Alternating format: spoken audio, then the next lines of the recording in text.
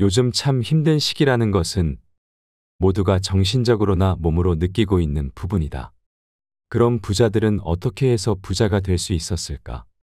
한 부자가 돈을 낼 때 지폐를 톡 손가락으로 건드리는 것을 보았다. 그에게 이유를 묻자 떠나는 돈에게 속으로 고맙다고 인사했다고 한다. 왜일까? 돈은 지갑 속에서 당신에게 풍족함을 선사했다. 그리고 지갑을 떠날 때 좋은 물건을 가져다 준다. 평소에 돈에게 감사하는 마음을 가지면 돈이 좀 모자라도 곧 생길 거야 라는 유연함이 생긴다. 돈이 지갑에서 나갈 때 잘 다녀와 인사하고 돈이 들어올 때 잘 다녀왔어? 라고 인사해보자. 돈을 기분 좋게 쓸 수 있고 소비가 점검돼 낭비를 막을 수 있다. 우리가 생각하는 그까짓 사소한 습관이 당신의 인생을 그까짓 것으로 만든다. 다음에 무심코 하는 행동이 내 금전운을 갉아먹고 있다. 첫째, 돈 없다고 하면서도 편의점에서 5,000원을 쉽게 쓴다. 둘째, 카카오톡 메시지가 오면 즉시 확인하고 칼답한다. 셋째, 지금 지갑에 돈이 얼마나 들어있는지 정확히 모른다. 넷째, 스트레스를 받으면 다이소에서 탕진잼을 즐긴다. 다섯째, 백화점 쇼핑백이나 아이스박스 보냉제를 아까워서 못 버린다. 이 중에서 단 한 개라도 해당된다면 당신은 이 책을 읽기 전에 절대로 부자가 될 수 없다. 그렇다면 부자가 되기 위해서는 어떻게 해야 할까? 평범한 사람들이 직장에서 일만 하는 동안 부자들은 돈이 저절로 모이는 습관을 익힌다. 일본의 한 프리랜서 편집자는 일본 최고의 부자들을 오랫동안 취재하면서 성공한 부자들끼리만 실천하고 있는 습관을 찾아냈다.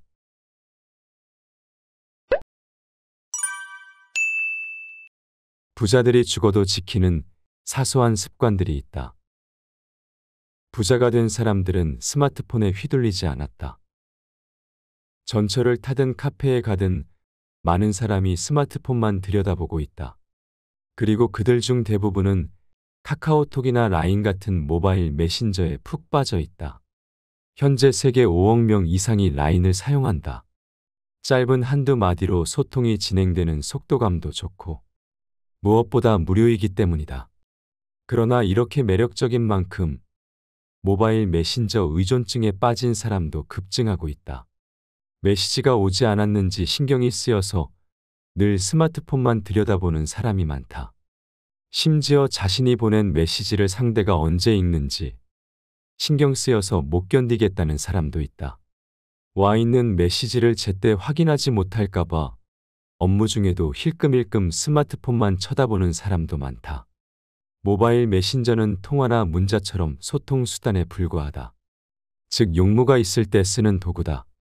만약 안녕이든가 뭐해와 같이 의미 없는 문자를 누군가에게 줄곧 보내고 있다면 의존증이 아닌지 의심해봐야 한다.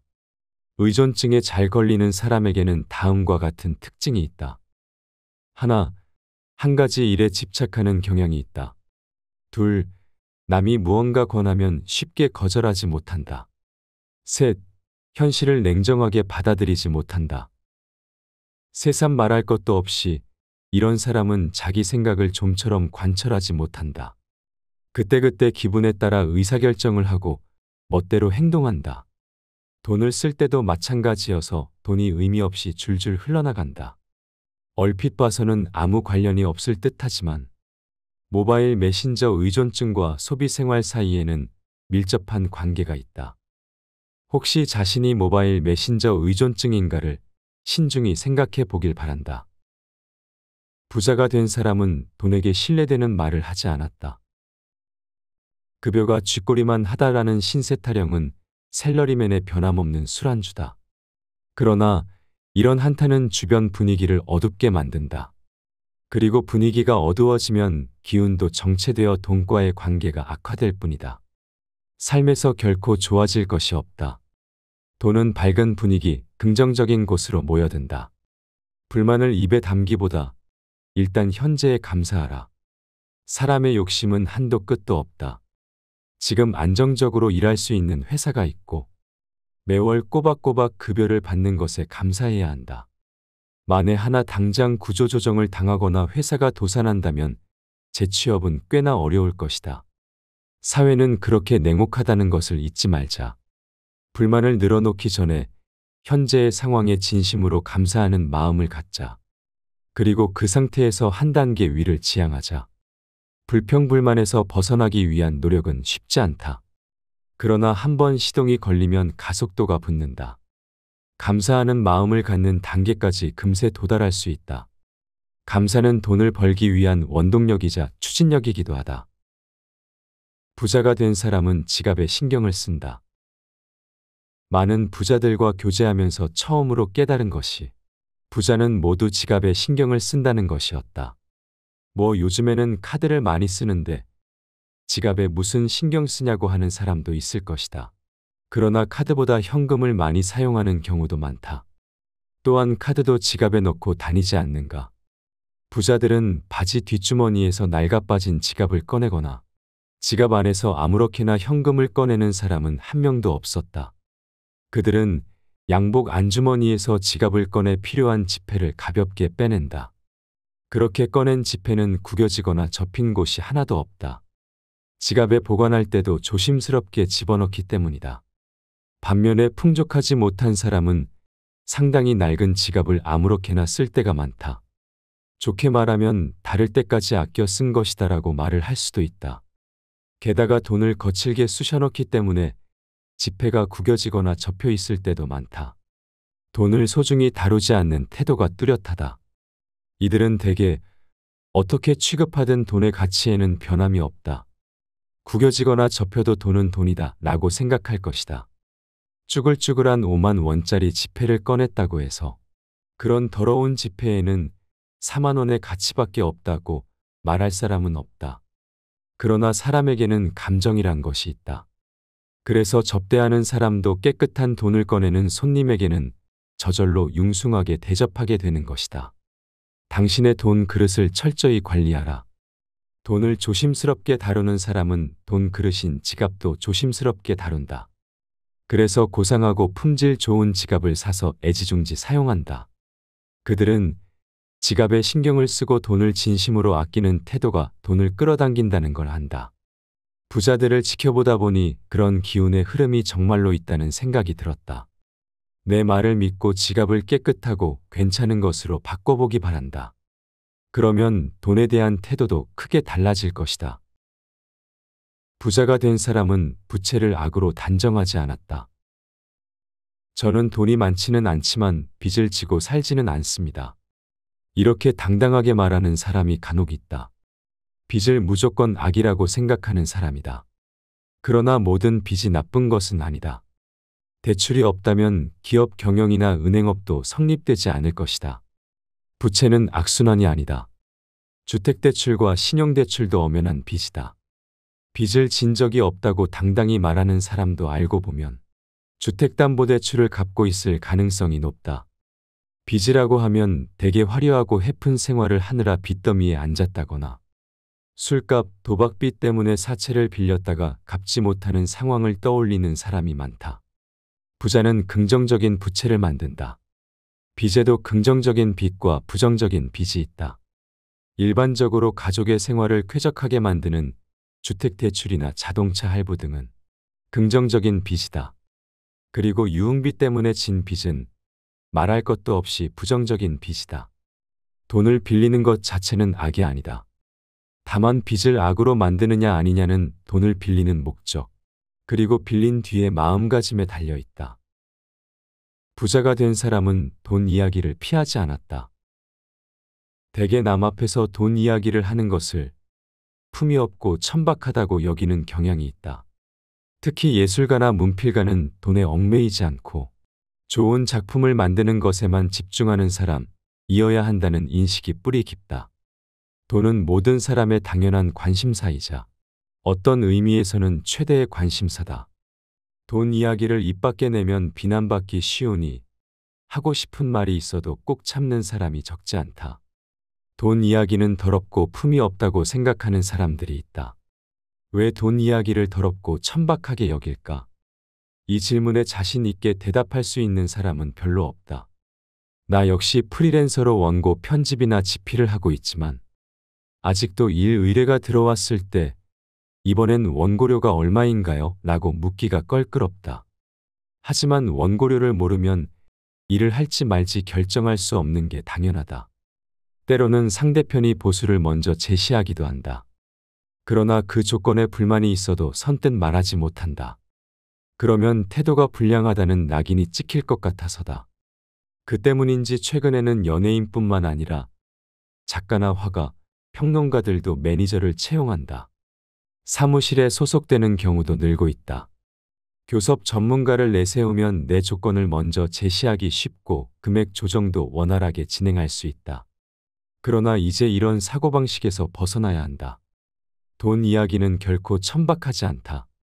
오히려 보수야말로 자신에 대한 사회적 평가를 가장 명확히 보여주는 척도다. 돈 이야기는 당당히 해야 더 자연스럽다.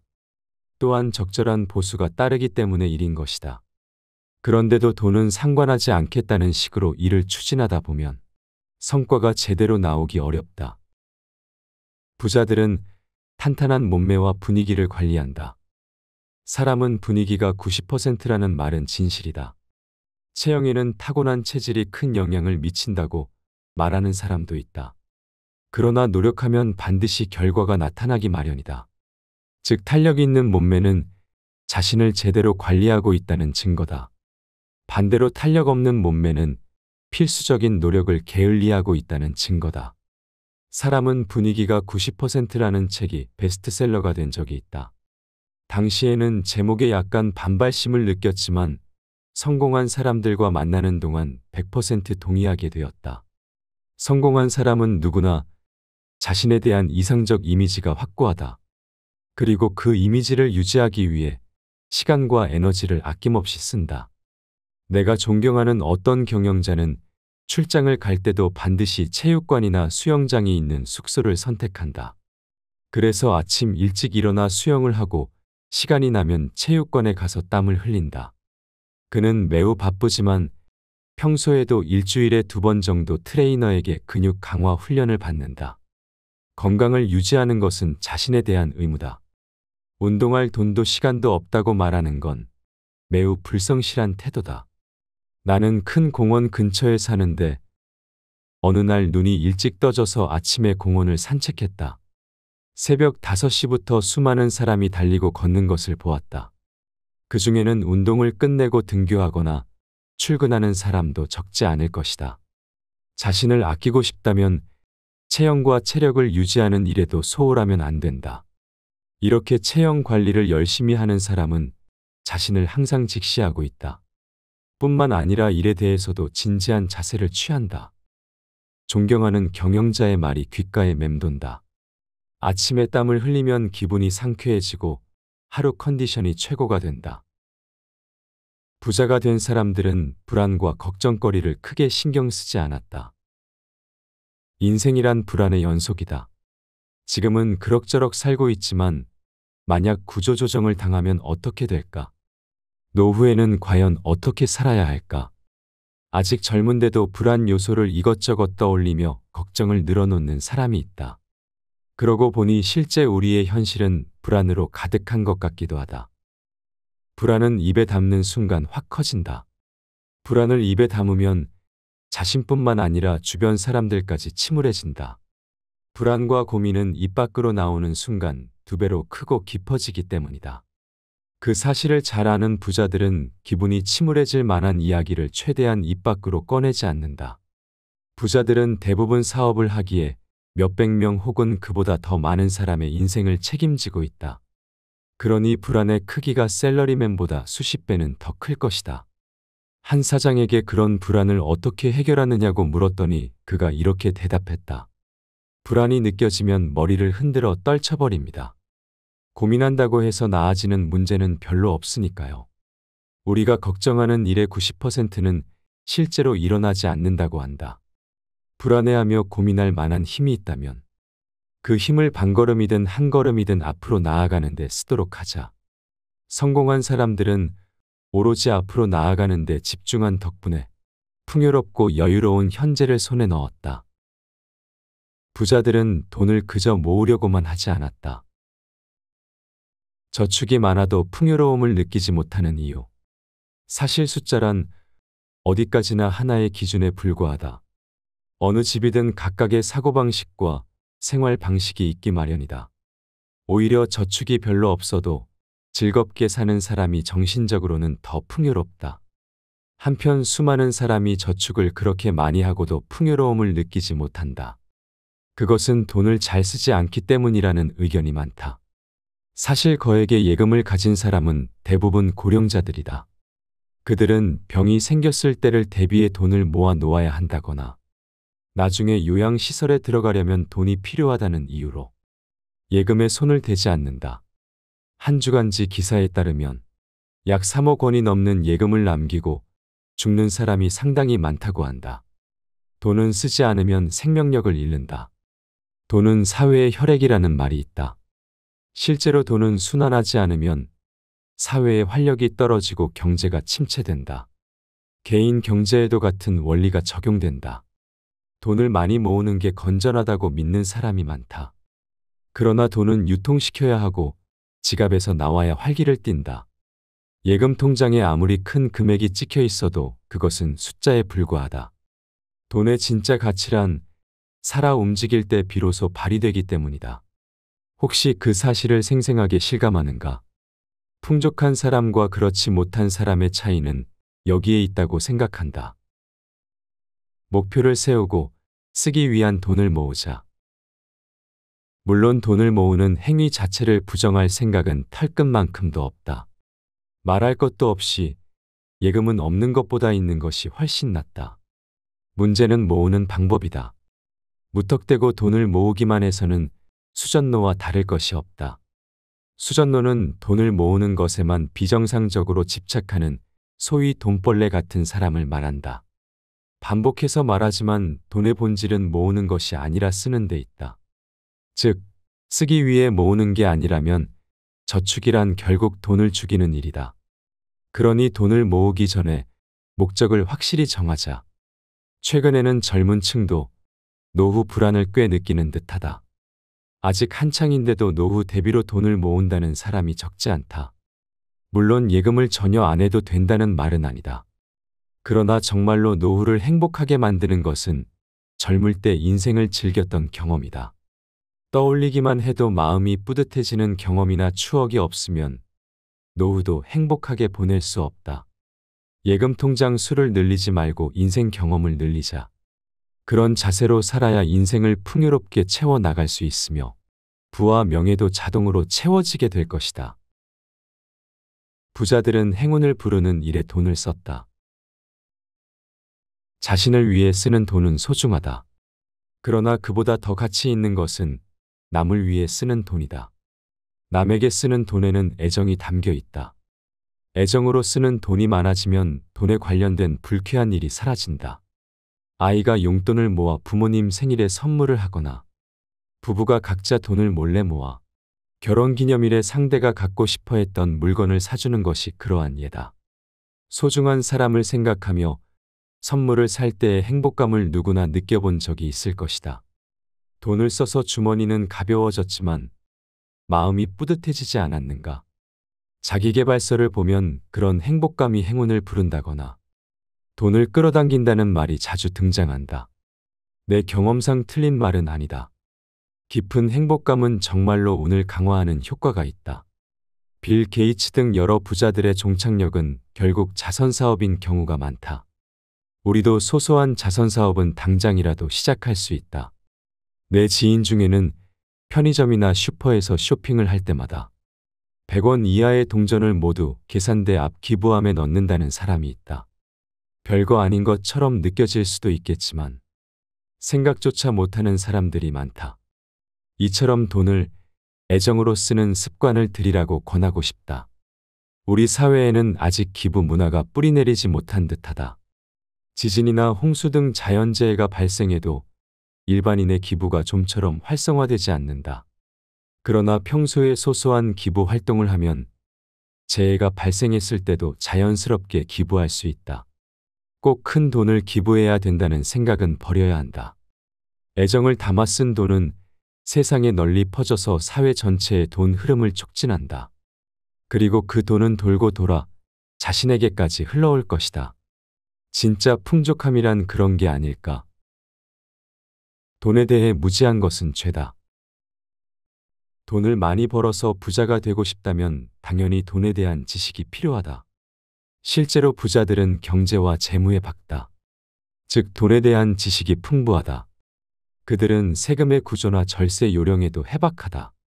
재무 지식이 없는 사람과 재무 지식이 있는 사람은 세금을 내는 액수부터 크게 다르다.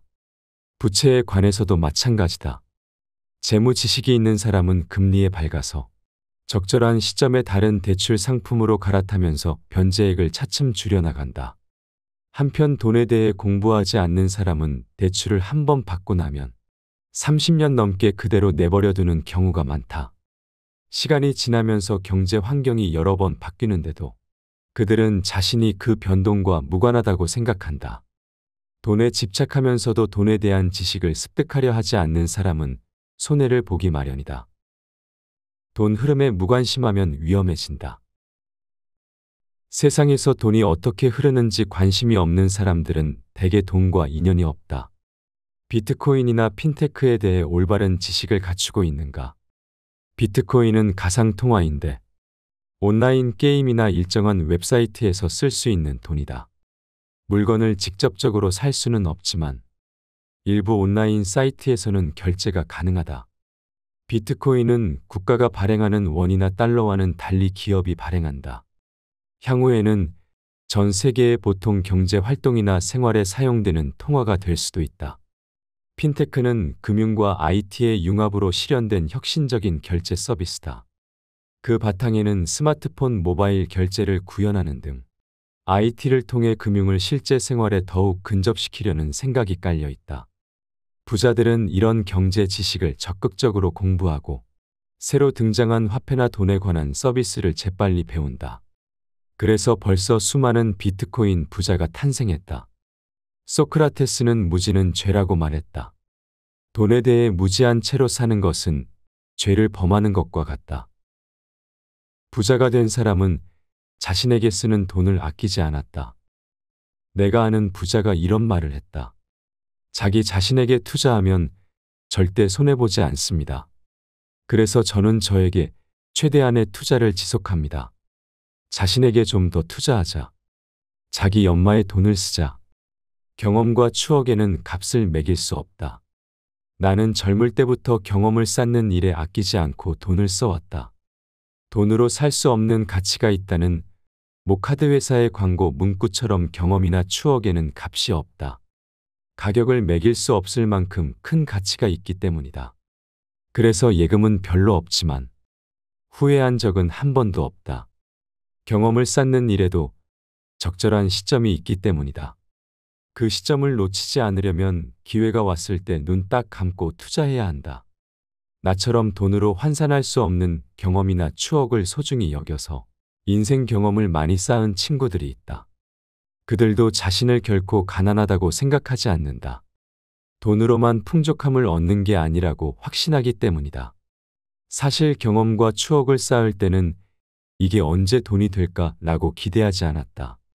그러나 결과적으로는 그 경험과 추억이 내 직업의 폭을 넓혀 주었다.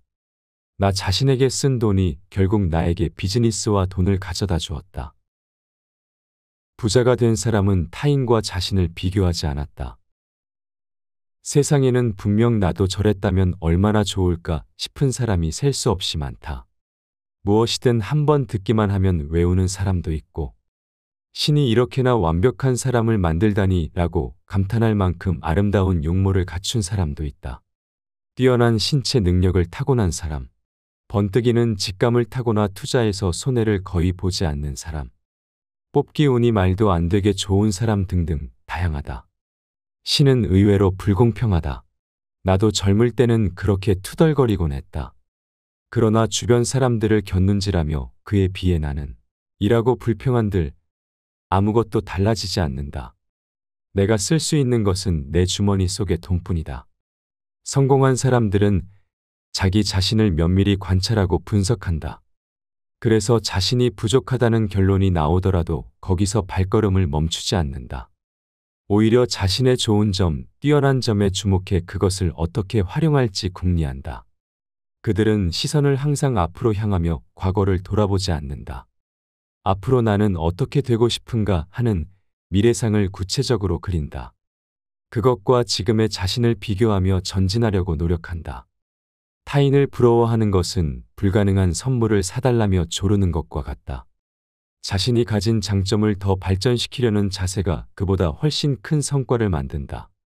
어쨌든 내가 쓸 수 있는 것은 내 주머니 속의 돈뿐이다.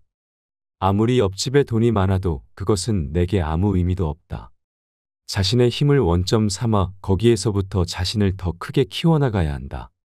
이러한 사고방식으로 사는 사람이 결국 성공하고 부자가 된다. Good luck, everyone.